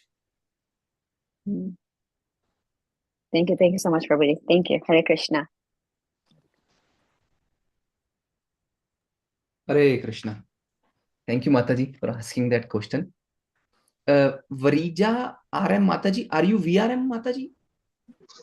Yeah. Hare Okay. Krishna, Prabhuji. Hare Krishna, Dhanvat Pranam. So my Yes, ma'am. question was, Yeah, my question was in connection with, the last to last question about not getting along with other devotees. So my question was that I've been suggested or, given guidance that you should associate more with devotees. So in that case, it confuses me that like Prabhuji just said that this material world, like you do not meet anyone by chance. It's not a coincidence, but it's all well planned, and it's according to our karmas that we encounter people. So then my question is that when I've been given guidance that you should associate more with devotees, but then even in devotees, if there is enviousness and there is pride, or then what is the use of association with devotees if that is the case?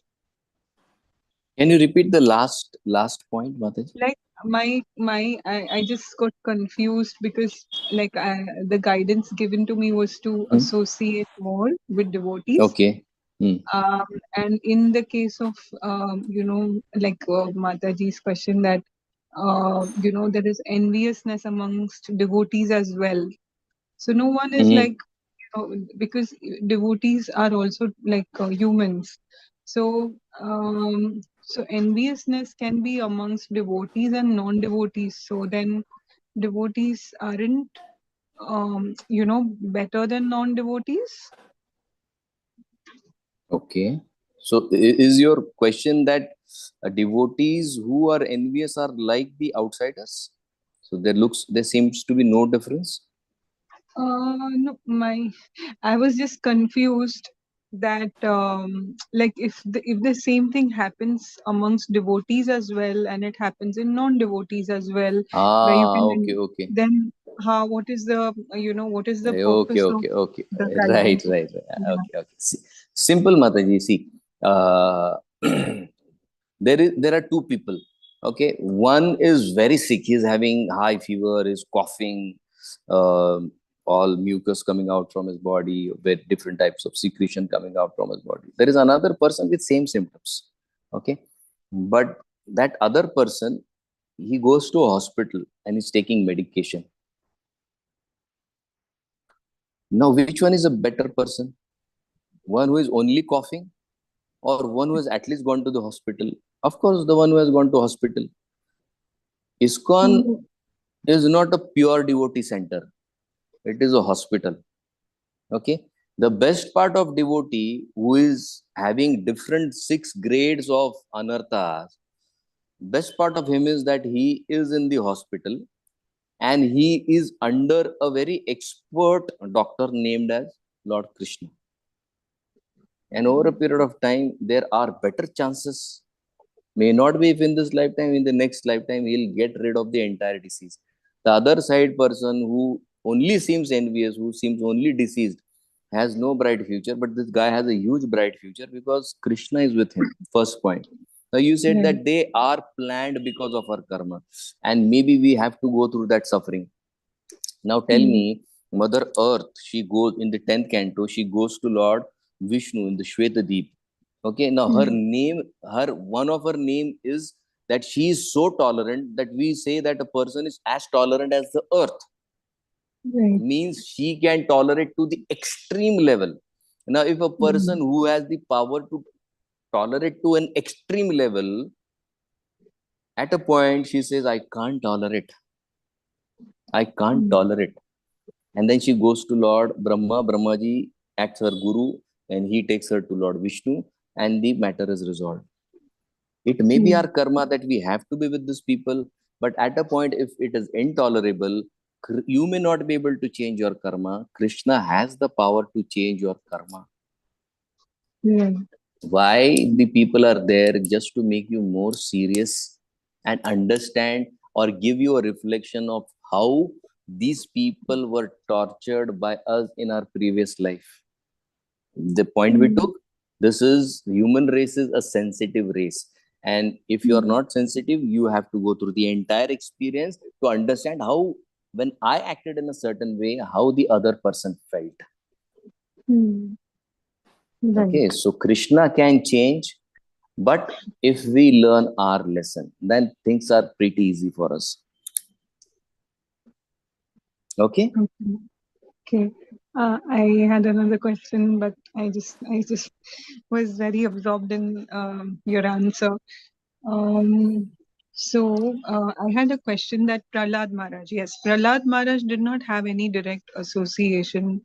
And also my other question was that is it better to have, in-person association than just, having it, of course, if there is no other choice, then online, but is it better to have a more personal touch or Of course. face-to-face? Yes. Then Personal is always the best, because at times we are not able to find our own mistakes, but when you are under somebody, when he's observing you for a long time, he is very easily able to understand your mistakes, and that gets easily cleared off. First thing. Second thing, in Bhagavad, if you see the pastime of Dhritarashtra, 6th canto, when Indra offends his guru Brahaspati, he doesn't have physical association of his guru. Now, when Indra goes to Brahmaji would have told him that you try and make peace with your guru, or try and go and beg forgiveness from him. He says, no, that will be done later. Right now, you know that your guru has left you. First, go and search association of a physical guru. That is where he is directed to whom? Vishwarup. Guru means physical association. Guidance means physical. First priority. If it is not possible, then online platforms, ABCD, other platforms are available. right. Okay, Prabhuji. Yes, thank you so much. Dhanavad Pranam. Done. Thank you, Mataji. Thank you, Prabhu. So beautiful. Yes, we all are affected with this disease, and then this is the best hospital to come in. And the back door of a hospital is directly going to Golok, where Krishna is playing with Radharani. Yeah, I can see two devotees, one devotee from Golok Vrindavan. Oh, Lalita no. Mataji. Oh, Haribol, that's for sure. Haribol. Yeah, I could see her. Then now see two devotees Now there are have two. come from Golok Vrindavan. Thank you. You paid me for my class, Prabhuji. You paid me for my class today. Prabhuji, Thank there you is so a beautiful comment from these devotees. Yes, Prabhu. Yes, Mataji. Many मी वाचले comments मात्र from Lalita सगळ्यांचे Mataji, वाचले. Okay. Prabhu. Yeah. Yes, Thank you yes, so much, yes. Prabhuji. Then we can Yes. go. Hare Krishna. They have opened their heart in the comment, Prabhuji. In your company, Yes, we Prabhuji. enter into unknown transcendental leelas that keep us spellbound. Hare Thank you, Krishna. Lalita Mataji. Thank you, Dinabandhu Prabhu. Thank you. Hare Krishna. So, dear devotees, let us pay our obeisances to Prabhuji and all the assembled Vaishnavas on the call. Vancha Vancha kalpatarubhyascha kripa sindhubhyascha patitanam pavanebhyo Vaishnavebhyo namo namah. Vaishnavebhyo namo namah. Bhagavatam Jai. Jai, Prabhupada Jai, ki Jai. Jai. Jai. Sukumar ki Jai. Jai. All the assembled Jai. Krishna. Krishna. Jai. Gaur.